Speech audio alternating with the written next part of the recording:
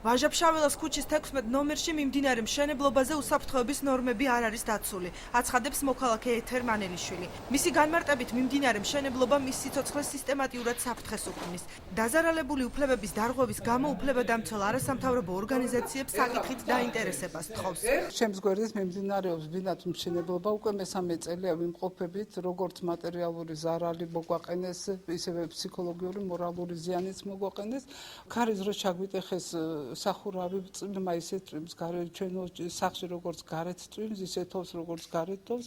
ეთერ მანელიშვილის ინფორმაციით სამშენებლო კომპანიას უსაფრთხოების ნორმების დარღვევის გამო სანებართვო ხელშეკრულება მერიამ არაერთხელ შეუჩერა.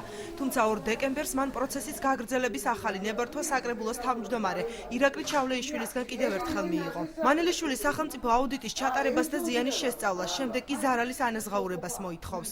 არაერთხელ დააჯარიმა ზედამხედველობის სამსახურმა ეს მშენებლობა როგორც უსაფრთხოების არანაირი ზონები არ იყო მიღებული. ჩავლეიშვილის ხელწერალის 2 დეკემბრის ბრძანებით განახლდა მშენებლობა. მე ძალიან გთხოვთ, რომ თუ შეიძლება სახელმწიფო აუდიტმა შეაფასოს ჩემი ზარალი, უფლებათა დამცველებმა შეაფასოს ჩემი ყველანაირი მოქალაქეობრივი ადამიანური უფლებების დარღვევა. საკითხთან დაკავშირებით საკრებულოს თავმჯდომარე მოუცელობის გამო კომენტარზე უარი გვითხრა. მერიის ზედამხედველობის სამსახურში აცხადებენ, რომ კომპანია DS უსაფრთხოების ნორმების პროექტისა და ეტაპების დარღვევისთვის სულ 3ჯერ ჯამში 11500 ლარით დაჯარიმდა.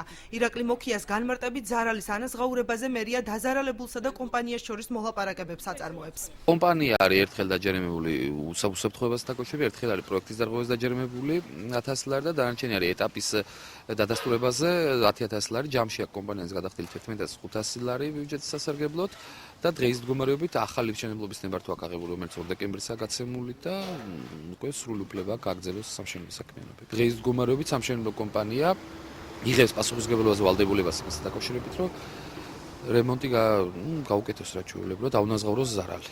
კომპანია DS-ში საკითხზე სატელევიზიო კომენტარს არ აკეთებენ. სატელეფონო საუბრებში ირწმუნებიან, რომ ობიექტზე უსაფრთხოების ნორმები დაცულია.